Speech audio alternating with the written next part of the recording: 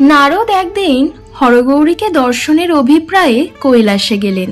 গন্ধমাদনের অপূর্ব শোভা দেখতে দেখতে কৈলাসের দ্বারে পৌঁছলেন। দ্বারে বিশ্বকর্মার তৈরি দুজন কৃত্রিম দ্বারপাল দাঁড়িয়েছিল। দেবর্ষি নারদ বললেন, আমি শিব দর্শনে যাব, পথ ছেড়ে দাও।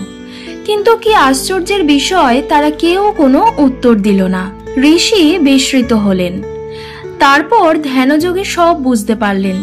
তারপর কোনো কথা না বলে পুরীতে প্রবেশ করলেন। আরো অনেক মুনি ঋষি ছিলেন সেখানে। সবাই প্রণাম করলেন তাকে। আশ্চর্য বোধ করলেন তিনি। আরো এগিয়ে গেলেন। দেখতে পেলেন একই আসনে শিব আর দুর্গা বসে আছেন।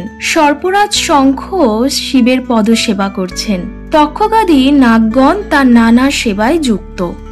বাসুকী তার কণ্ঠে অপূর্ব শোভা বিস্তার করছে। তার পাশে বসে আছেন শিবসীমন্তিনী সতী। মহাভক্ত নারদ প্রীতি ভরে তাদের বন্দনা করলেন। তারপর নারদদেব নারদের স্তবস্তুতি শুনে ভগবান শিব পরিতুষ্ট হয়ে বললেন, হে নারদ, তোমার কৈলাসপুরীতে কিসের জন্য আগমন? সার্বিক কুশল তো এখন বলো, তোমার জন্য আমাকে কি করতে হবে? নারদ ঠাকুর বললেন, হে বিভো, আপনার দর্শন পেয়েই আমার হৃদয় পরিতুষ্ট। এখানে আমি এমনই ক্রীড়ার জন্যই এলাম, কোনো উদ্দেশ্য সিদ্ধির জন্য নয়। দেবর্ষি নারদের কথা শুনে পার্বতী বললেন, হে মুনি, আপনি কেমন ক্রিয়ার পক্ষপাতী? তখন নারদ বললেন, দেবী, জগতে নানা রকম স্নাতক্রিয়া দেখা যায়। দুজন নূত ক্রিয়ায় মত্ত থাকলে সর্বসুখ লাভ করতে পারে। জগতে এমন সুখ আর কোনোভাবেই হয় না। দেবর্ষি নারদের কথা শুনে দেবী বললেন, দ্রুত ক্রীড়া জ্ঞান বুদ্ধি ধননাশক। তাহলে হে মুনি, আপনি কেমন করে বলছেন দ্রুত ক্রীড়া প্রসিদ্ধ সুখদায়ক? দেবী বললেন, হে নারদ, আমি আপনার সামনেই নাথের সঙ্গে দুধ খেলবো, আপনি দেখতে থাকুন। এই কথা বলে দেবী সখীদের সঙ্গে নিয়ে শিবের সঙ্গে পাশা খেলার সামগ্রী এনে খেলতে লাগলেন। নারদ ঠাকুর দেখে খুব আনন্দ পেলেন। দুধ খেলার নিয়ম অনুসারে পণ রাখতে হয়। প্রথমবার শিব ছল করে দেবীকে পরাজিত করলেন। এরপর নারদ ও শিব দুজনে দেবীকে উপহাস করে কথা বললেন।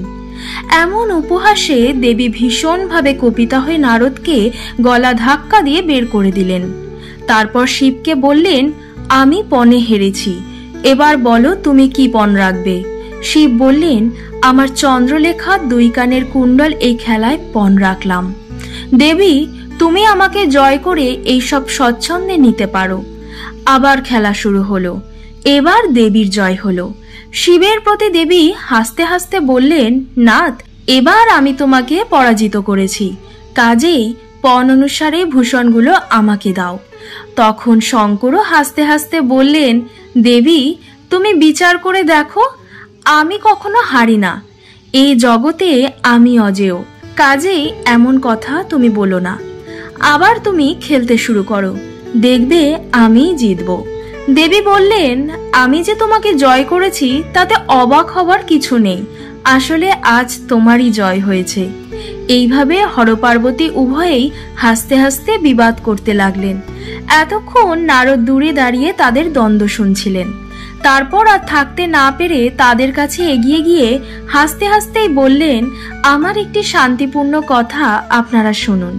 হে দেবী, এই দেবশঙ্কর মহাভাগ্যশালীদের বরেণ্য, তাকে আপনি কখনোই জয় করতে পারেন না। ইনি ত্রিভুবনের অজেয়। আপনি নারী জাতি, তাই শিবকে ঠিকঠাক ভাবে জানতে পারেননি।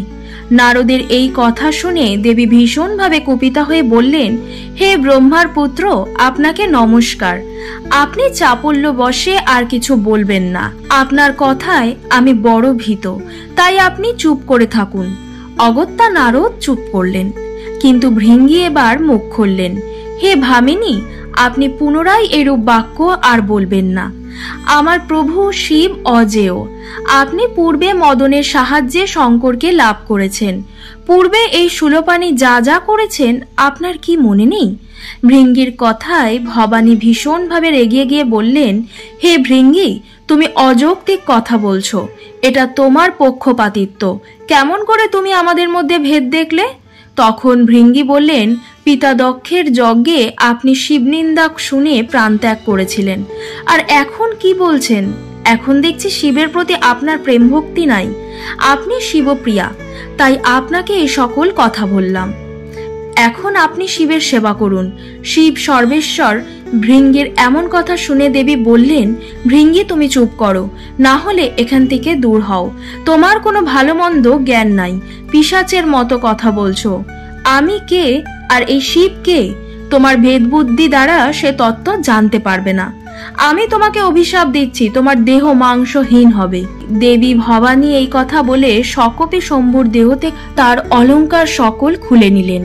চন্দ্রকলা, উত্তম পেটিকা, কর্ণভূষণ, 2 কুণ্ডল, বাসুকা, হার প্রভৃতি সকল ভূষণই হাসতে হাসতে কেড়ে নিলেন। সব শেষে কৌপিনটুকুও রাখলেন না তিনি। তাই দেখে প্রথমগণ ও পার্বতীর সখীগণ লজ্জায় মুখ ফেরালেন। তখন ভৃঙ্গি, চণ্ডমুণ্ড প্রভৃতি গণেরা খুব দুঃখিত হলেন। সেই অবস্থা দেখে শিব লজ্জিত ক্রোধিত হয়ে দেবীকে বললেন, হে দেবী, তুমি এ কি করলে? ঋষিগণ সকলেই উপহাস করছেন। ব্রহ্মা, বিষ্ণু, ইন্দ্রাদি দেবতাগণ সকলেই উপহাস প্রিয়। হে ভবানী, তুমি সৎকুলে জন্মে আজ এমন কাজ কেন করলে? যদি সত্যিই আমাকে তুমি জয় করে থাকো, তাহলে আমার সকল ভূষণ তুমি নিতে পারো, কিন্তু কৌপিন ফিরিয়ে দাও। মহেশের কথা শুনে দেবী হাসতে হাসতে বললেন, হে শম্ভু, তোমার কৌপিনে কি কাজ? তুমি তো দিগম্বর হয়ে দারুবনে ঘুরে বেরিয়েছিলে, তা দেখে মুনিপত্নীগণ মোহিত হয়েছিলেন। তোমার কৌপিন তখন কোথায় ছিল? তাই বলছি, তুমি পাশা খেলায় যা হেরেছ তাতে তোমার কোনো অধিকার নেই। দেবীর মুখে এই কথা শুনে মহেশ্বর রুদ্রমূর্তি ধারণ করে তৃতীয় নয়নে দেবীর দিকে তাকালেন। তখন প্রথমগণেরা সকলেই ভয় পেয়ে গেলেন, কিন্তু দেবী সবার দিকে তাকিয়ে হাসতে হাসতে মহেশ্বরকে বললেন, হে ভব, তুমি তৃতীয় নয়নে আমাকে এভাবে দেখছো কেন? আমাকে ভস্ম করবে? আমি কাল নই, ত্রিপুর বা অন্ধকও নই। তুমি এভাবে আমায় দেখলেও আমার কিছুই হবে না। দেবী এইভাবে অনেক কথা বলার পর শিব সেখান থেকে চলে যাওয়ার কথা ভাবতে লাগলেন। বাস্তব পক্ষে বিজন বনই আমার পক্ষে শুভ।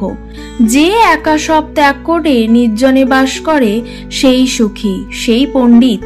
শিব এমন স্থির করে কোনো এক অদ্ভুত কথা বলে চলে গেলেন। তখন কৈলাসবাসী সকল প্রথমগণ তার পিছনে পিছনে চললেন।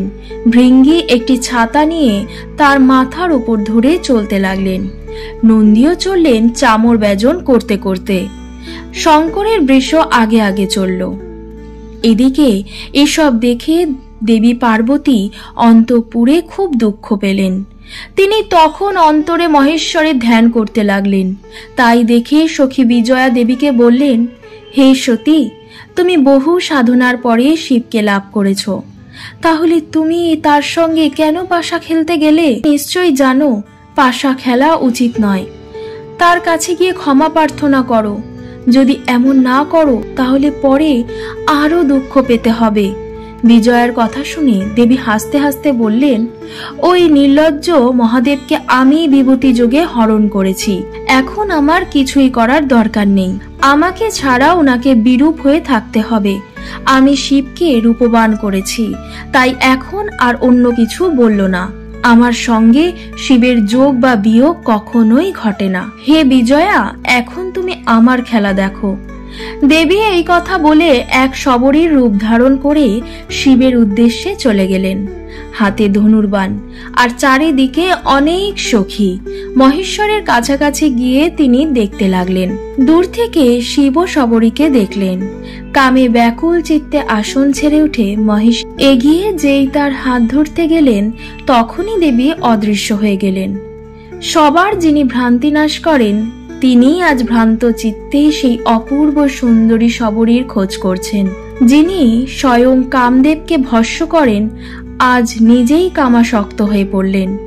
এইভাবে শিব যখন উন্মত্ত প্রায়, তখন দেবী আবার সেই রূপেই তাকে দেখা দিলেন।